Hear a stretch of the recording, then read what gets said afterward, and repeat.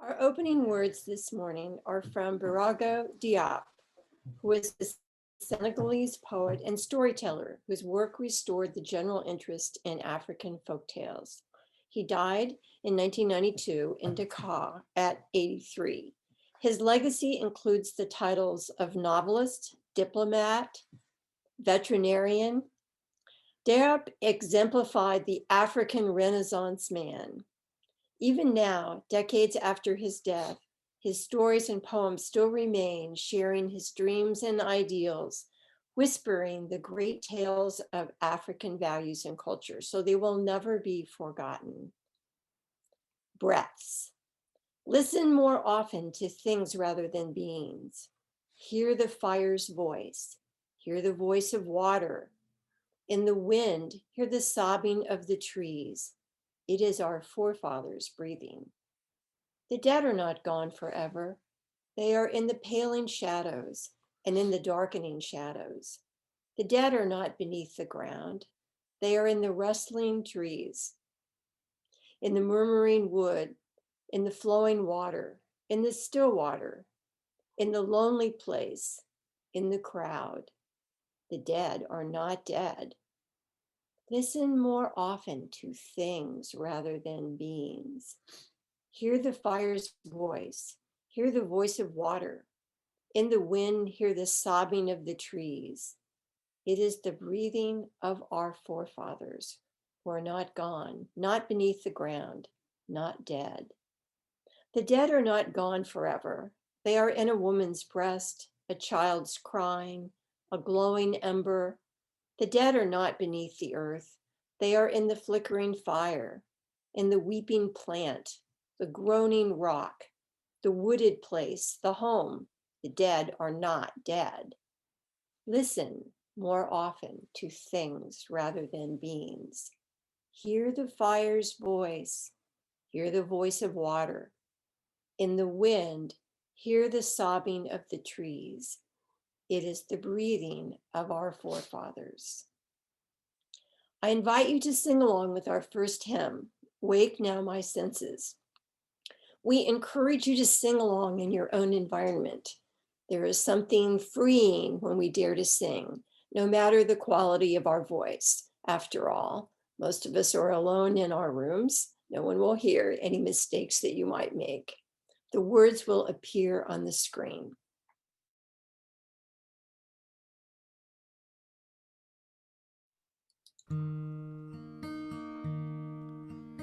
Wake now my senses and hear the earth call.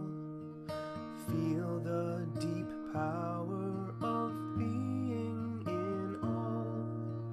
Keep with the web of creation your vow.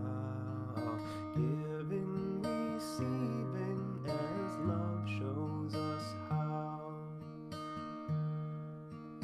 Wake now my reason, reach out to the new. Join with each pilgrim who quests for the true.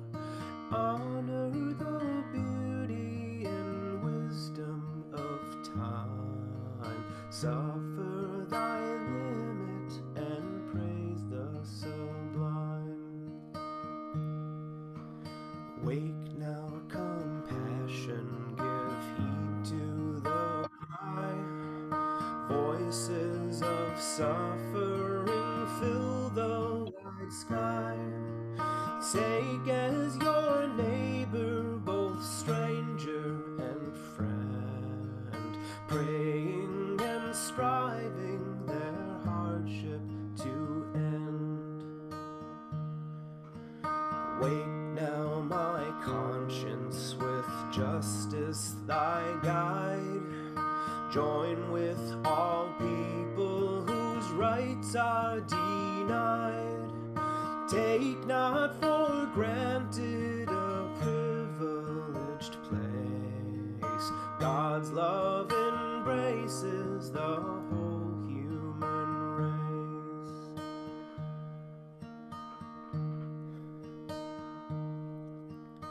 Wake now my vision of ministry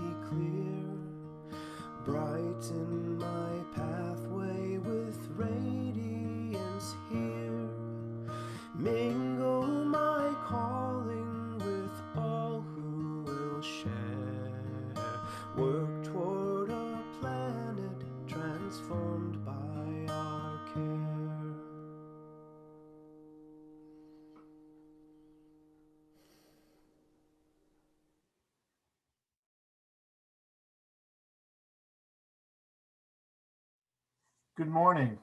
My name is Michael Boliro, and I'm honored to present our reflection on the vernal equinox this morning.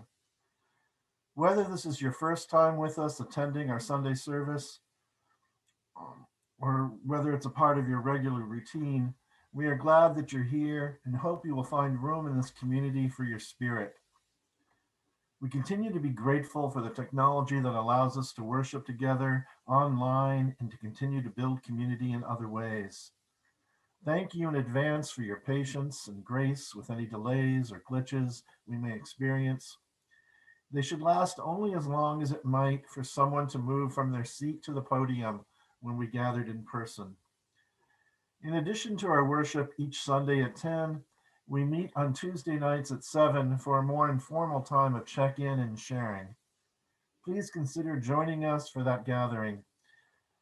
And for all of our connections, we encourage you to invite a friend to join you and get to know our UUCD community. There's certainly room in our hearts and our space for more people who are searching for a liberal, diverse, non-judgmental spiritual community.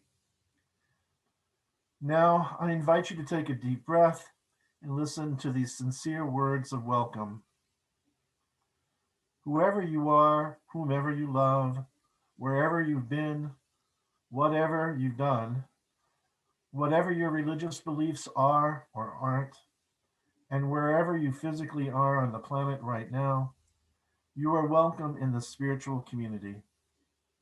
However you move in this world, how much or how little is in your bank account or wallet, however you are feeling in this moment, you and all of who you are welcome in the spiritual community. We are all enhanced by being together.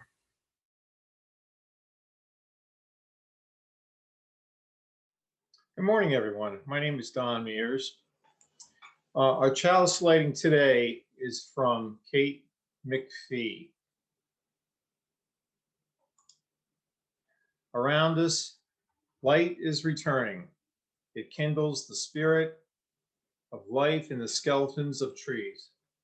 It brings forth new shoots from the soil. It wakes us from our winter slumber and invites us to see what lies beyond. We light this chalice in the spirit of our Earth's awakening and to reaffirm our commitment to the value of our home.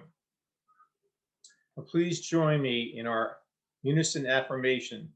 The words are in the chat box. Love is the spirit of this church and service its law. This is our great covenant to dwell together in peace, to seek the truth in love, and to help one another.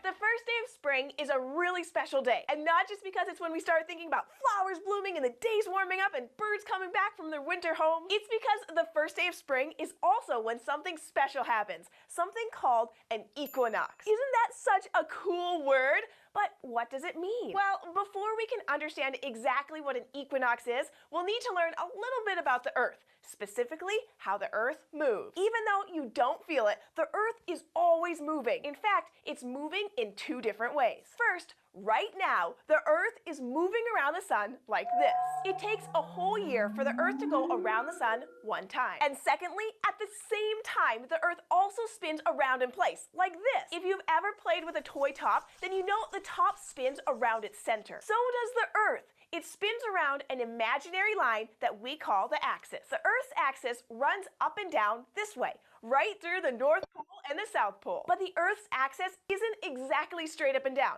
It's tilted just a little bit. So for most of the year, one half of the Earth is tilted toward the sun, and the other half of the Earth is tilted away from the sun. And that little bit of tilt makes a lot of difference down here on the ground. That's because the half of the Earth that's tilted toward the sun gets more direct sunlight, which means it's warmer there and the days are longer. When that half of the Earth is tilted toward the sun as far as it can go, it's summer there. And at the same time, the half that's pointing away gets less direct sunlight. So the days are shorter and colder, and there it's winter. Now, as the Earth moves this way around the sun, the top half and the bottom half of the Earth change which way they're tilting. After a few months, the part that was tilting toward the sun starts to tilt away, and the part that was leaning away starts to lean towards it. This whole cycle, with the different parts of the Earth getting more and then less direct sunlight throughout the year, is why we have seasons. But there are 2 times a year when neither side of the Earth is pointing toward the sun. Halfway between when one half is tilted toward the sun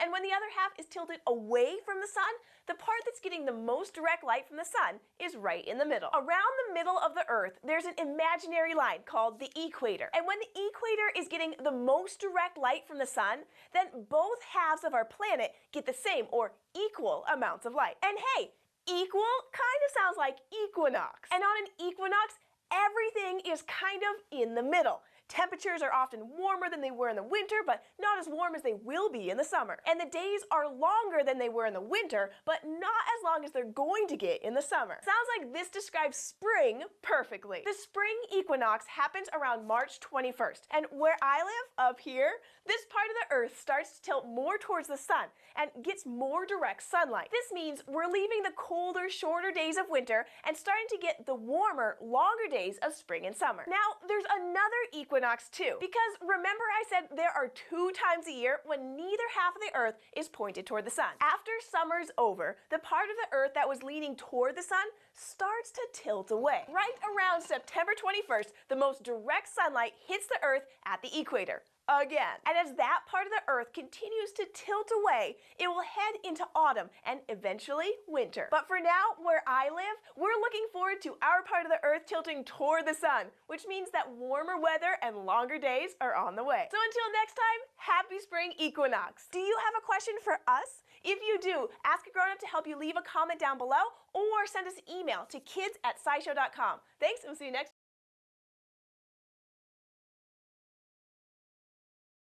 We are honoring UU Women for March, which is Women's History Month. Today, we remember Margot Adler. Margot Adler was an American author, journalist, lecturer, Wiccan priestess, and New York correspondent for NPR. She was also a UU.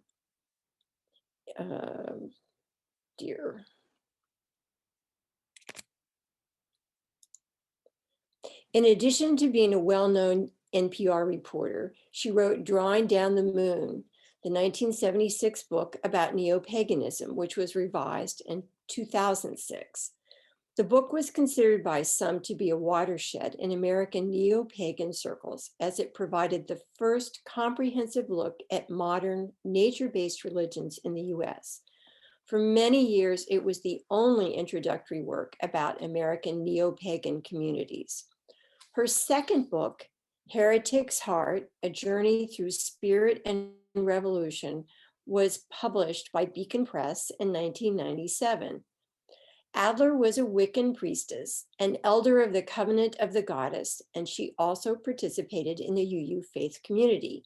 She wrote 3 other books and contributed chapters to a great many others. Especially relevant here was an article she wrote for the UU World in 1996 entitled Vibrant, Juicy Contemporary, or Why I Am a UU Pagan. It makes for interesting reading and stresses her interest in connecting to the deeper ecology of the Earth and her desire to explore other realities, especially ones where women had more of a place. She opined that the pagan community has brought to UUism the joy of ceremony and a lot of creative and artistic ability that will leave the denomination with a richer liturgy and a bit more juice and mystery. Adler helped to publicize the neo-pagan movement and tie it in some ways to Unitarian Universalism. Partially as a result of that, in 1987, the Covenant of UU Pagans, or CUPS, C-U-U-P-S, was chartered by the UUA at General Assembly. It is an organization dedicated to networking pagan-identified UUs, educating people about paganism, promoting interfaith dialogue, developing pagan liturgies and theologies, and supporting pagan-identified UU religious professionals. There are almost 70 CUPS chapters in all parts of the country, although there are none in Delaware. Probably the closest one to us is in Towson, Maryland. CUPS chapters form small group ministries in parts of larger UU congregations. Margot Adler was born in 1946 in Little Rock, Arkansas, but was educated in California and later at Columbia. Sadly, she died of cancer in 2014 at the age of 68, but leaving behind a rich legacy.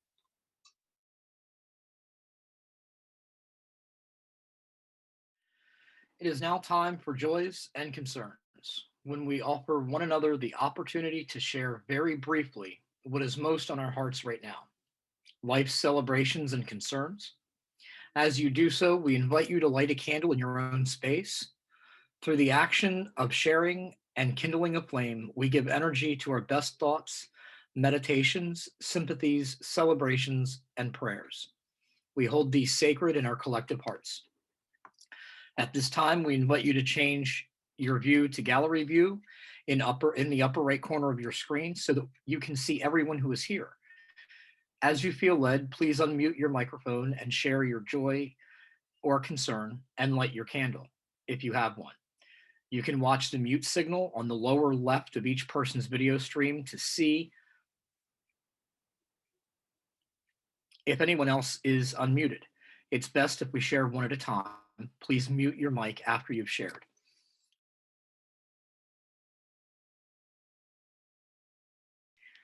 We light one final candle for the joys and concerns that were not spoken by those of us here and in solidarity with others in the community who could not be with us today.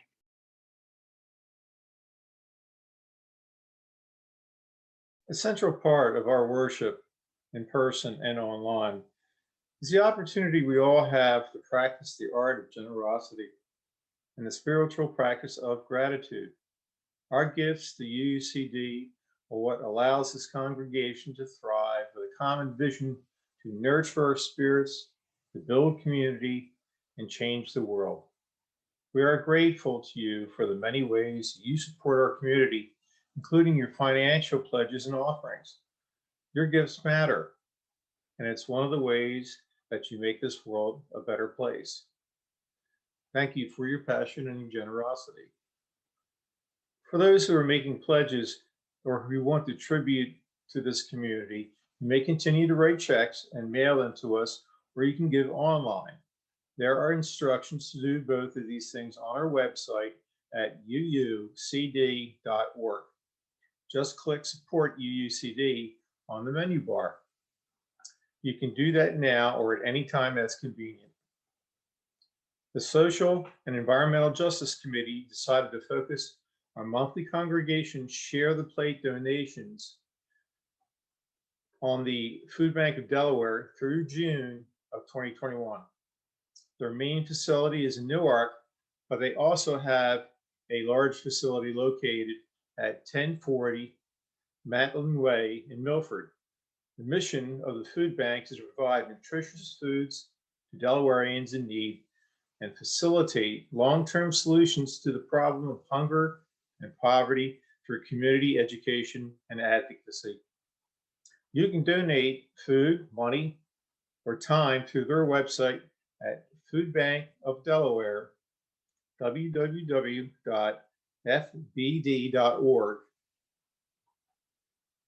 Mark Jarrell has volunteered at 2 of their monthly food distribution events.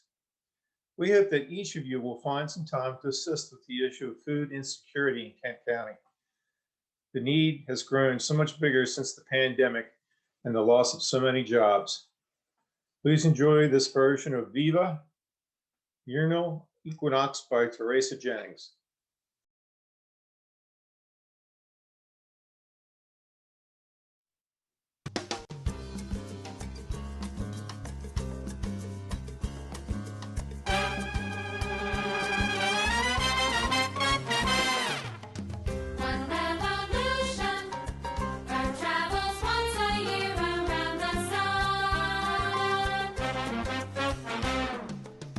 Many rotations had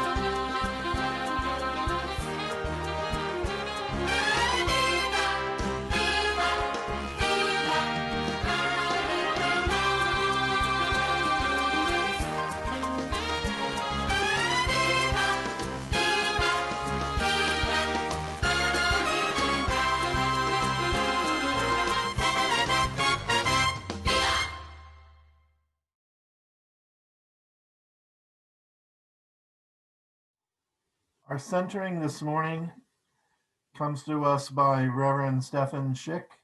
He's the Minister Emeritus of the Unitarian Church of Marlborough and Hudson. His contribution to us is called Communion with Earth and Sky. Early spring awakens memories of a deeper cold and hopes of a warmer wetness, sprouting seeds and budding branches. Gray trees on gray sky screen eyes from all that lies waiting, the color of a million flowers, the feathers of migrating songbirds, the blossoming smiles of friends. Soon we will no longer look to the night stars to guide us. Soon the path will be lit and our task certain. In the warming days we will plant our future, uprooting useless skeletons of last year's harvest, breaking the clods of indifference, carefully pulling the weeds of neglect so that roots can stretch.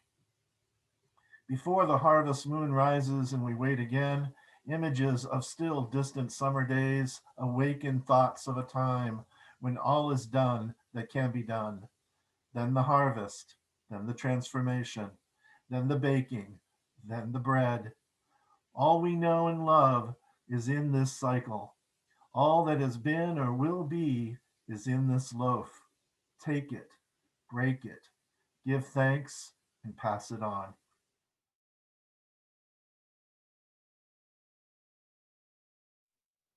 Our reading this morning is by Kristen Larson, who was a Zen teacher affiliated with the North Olympic Sangha in the Zen lineage of the worldwide Diamond Sangha. It's entitled Thoughts for the Equinox, Time to Focus on Personal Balance.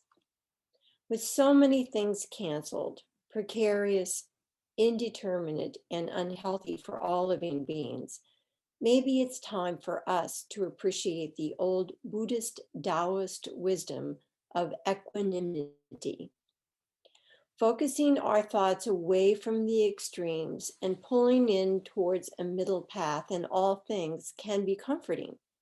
Tensions and tragedies are all over the news. Many of them come from self-reinforcing extremes that feed on themselves and each other.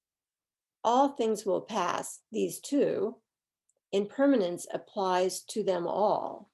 Impatience with the process does nothing but add to the tension. But we can be glad for their eventual passing. Focusing on people, publications, and opinions that agree with our strongest ideas will just drive us further into our troubles with those of differing opinions. Even in terms of morality issues, there may be different ways of thinking than our own. And now would be a good time to engage in a period of cooling off, pull our own ideas more out of the spotlight, and simply sit in the room where we are. The equinox, which was yesterday, is an ideal reminder to focus on our own personal balance in sync with the current balance of the Earth's trajectory. After all, there is really mostly gray when both light and dark are present. The wisdom that the ancients touted comes from deep within when we are solidly centered in a not too cold and not too hot position. The ancients' admonition to let the cold kill you and let the heat kill you is aimed at our overzealous egos clinging to absolute right and wrong.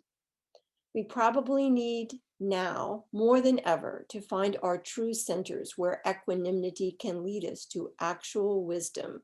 So think equanimity, think equanimity for the equinox. Listen now to a musical interlude by Sweet Honey in the Rock, which they recorded as part of a documentary that was made on HIV. If the words sound familiar, it's because they are taken from our opening words, although by a different translator, so some of the words are not exactly the same.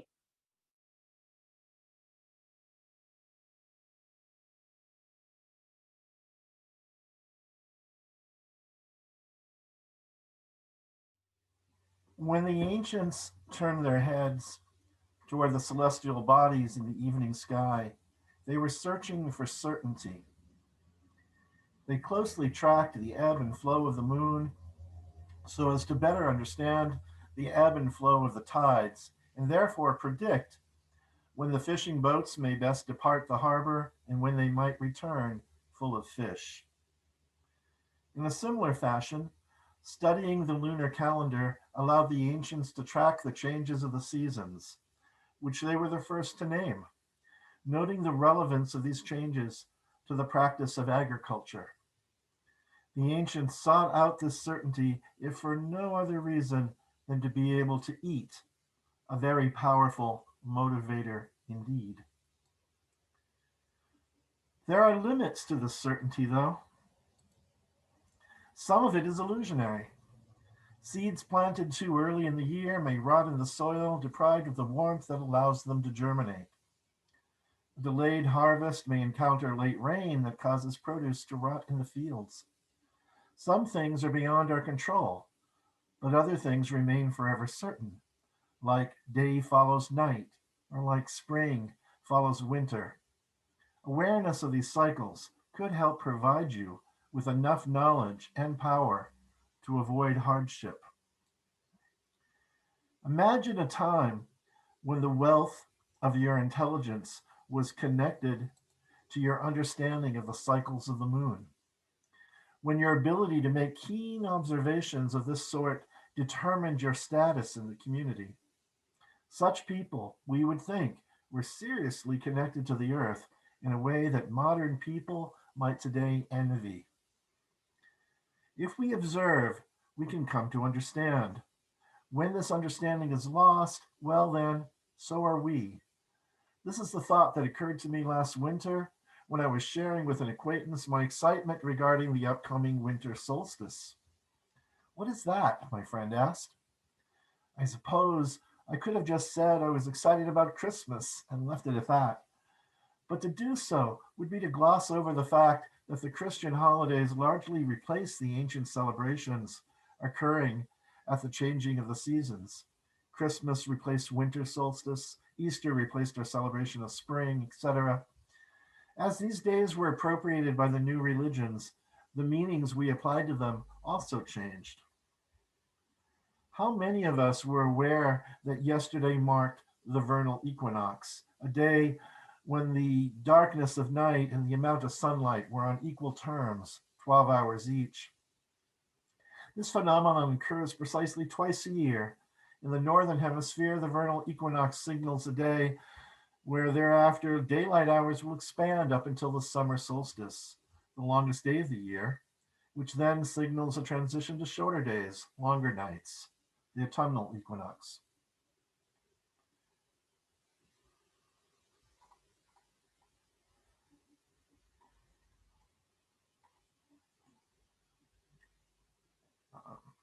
The autumnal equinox again achieves parity with darkness and light, suggesting shorter days until the winter solstice, and so on, an endless cycle that the ancients understood defined seasons of the year. Who were these ancient people? Well, for my purposes, let's just assume the ancients were all those people who lived prior to the advent of the Christian calendar. In other words, all those who lived before the Common Era, BCE. Moderns may not appreciate the changing of the seasons without first checking the calendar on our smartphones. Knowing the phases of the moon is not very relevant to our everyday lives. We consider this knowledge to be less important to us than, say, the price of the produce we might buy in the grocery store.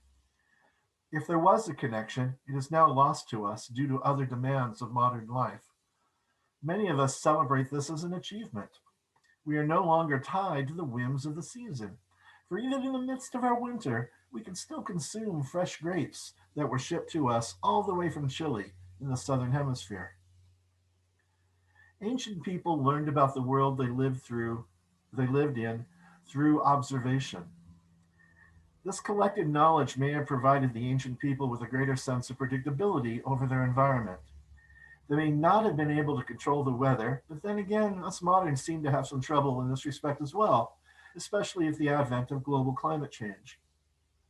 Modern people can also make observations, but in the modern world, these observations are often mediated by ideologies that developed over time to consolidate cultural and political power. Modern people also seek certitude. We tend to turn towards science and religion when we want to be so comforted. We are not frequently disappointed in this comfort unless our expectations are high, in which case our certainty may develop into ideological dogma, a certainty that asserts itself by canceling out all other considerations, often with damaging results for the so-called heretics.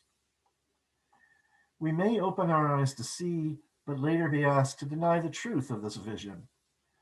Take, for example, the contributions of Galileo Galilei, a keen observer of celestial bodies who we credit for understanding that the Earth is not the center of the universe. For this knowledge, Galileo was persecuted by the church because this idea contradicted the religious dogma of his time. His heresy? That he came to his conclusions by observing the natural world. But Galileo was not the first to observe that the Earth revolved around the sun. We can credit another keen observer of celestial bodies, Hypatia, born 360 AD. She was the daughter of Theon of Alexandria, most known for his commentaries on Euclidean geometry.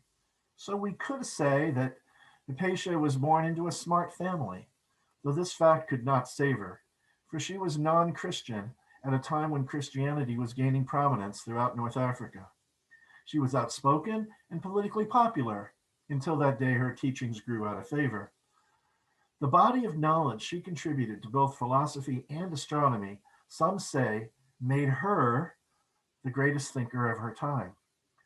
Yet she was killed by a Christian mob who ripped her body into shreds and burned the remains.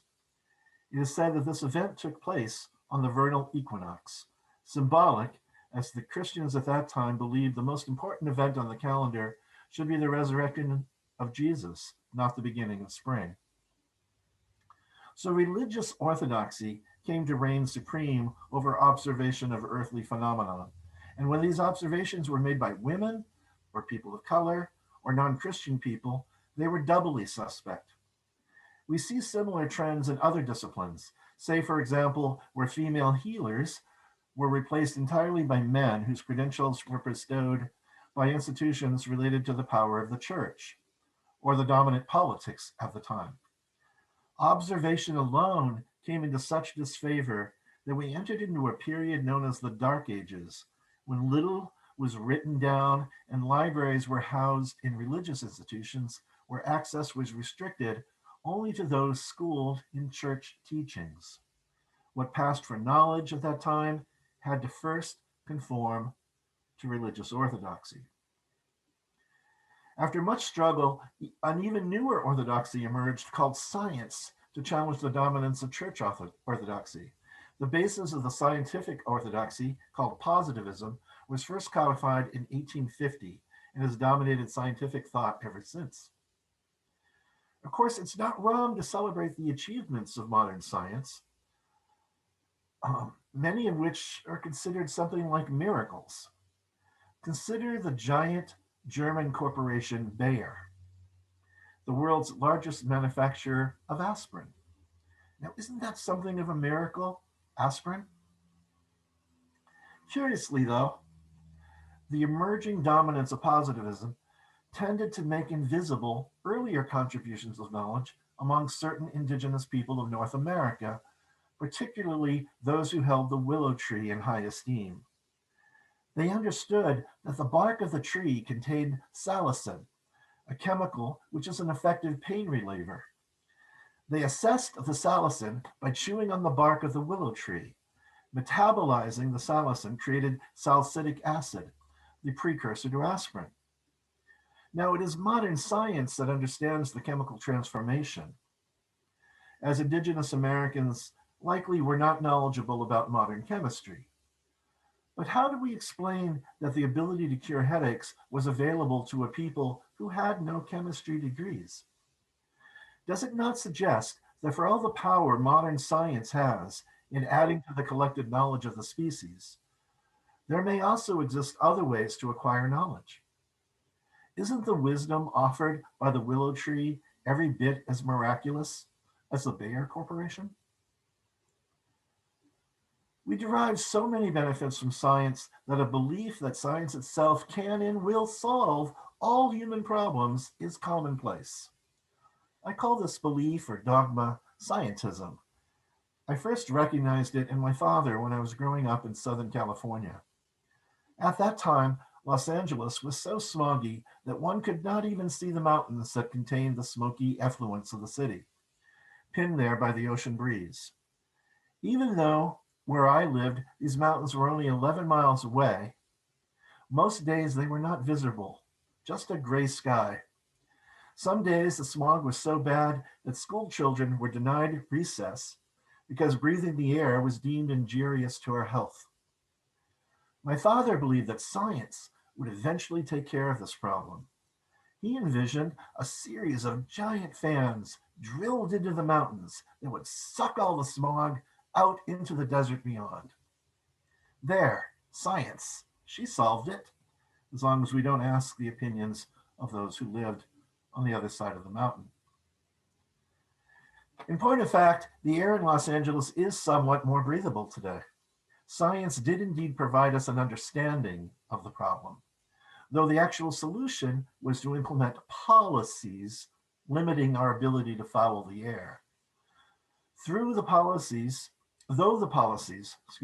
are informed by science, in the end, it was human behavior that we needed to change.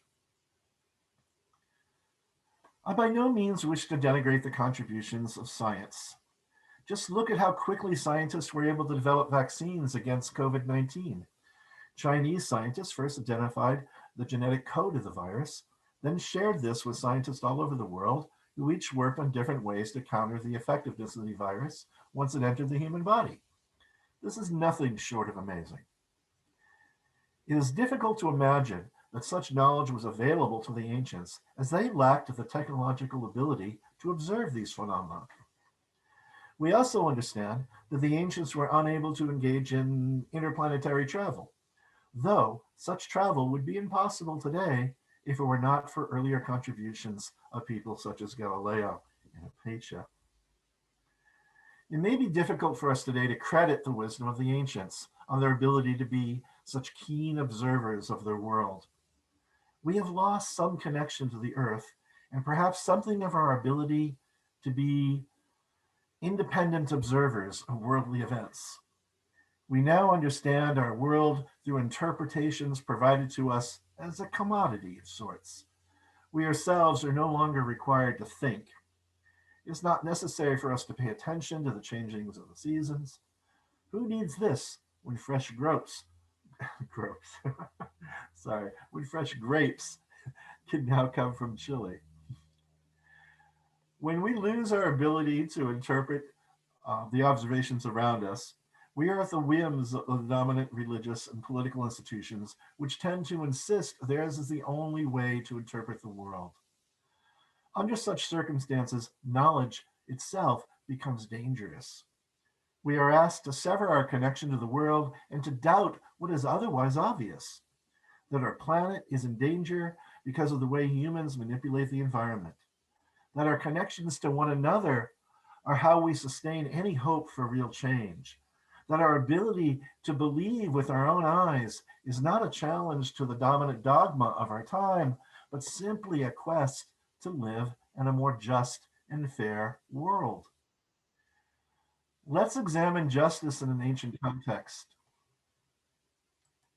Let us say that a family kills and eats a chicken found wandering the village, but that is later determined that the chicken was raised by another family. We could conclude that this act is wrong and ask that compensation be provided to the offended family. But prior to the elevation of property rights as interpreted by the ideology of market economy, it might just as easily been seen as wrong that a family should starve as long as there was a stray chicken roaming the community. In both cases, the base observations remain the same, but the insertion of an ideological lens determines how we interpret a just outcome. Our grapes come from Chile in the winter, not because Chileans have a surplus of grapes. It is because there are folks in the northern hemisphere who are willing to pay a premium to consume fresh fruit. What the people of Chile need or want is irrelevant. We may observe with our own eyes that there is something unjust about this, but the dominant ideology wants us to disconnect from this knowledge and just trust that market forces work out for the betterment of us all, and not just those who profit off the global redistribution of food.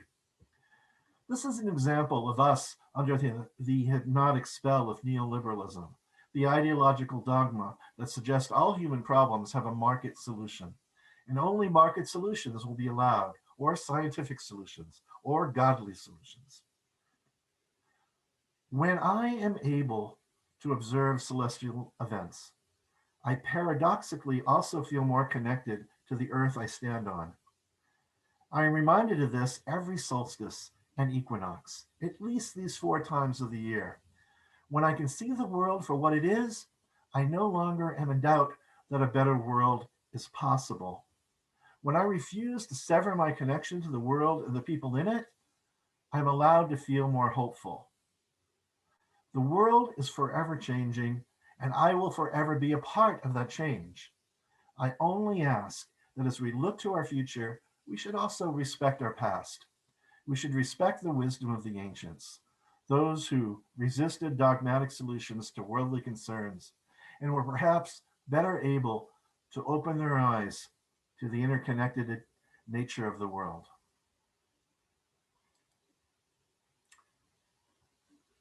You may wish to take this opportunity to sing along with our closing song, Turn, Turn, Turn. The lyrics will be included in the video.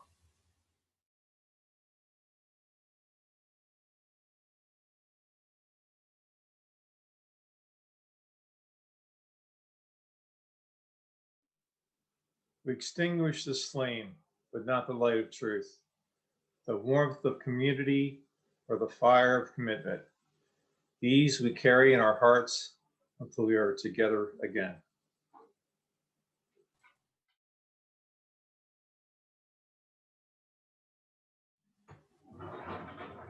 Closing words are called Sacred Paths by Linda Susan Ulrich.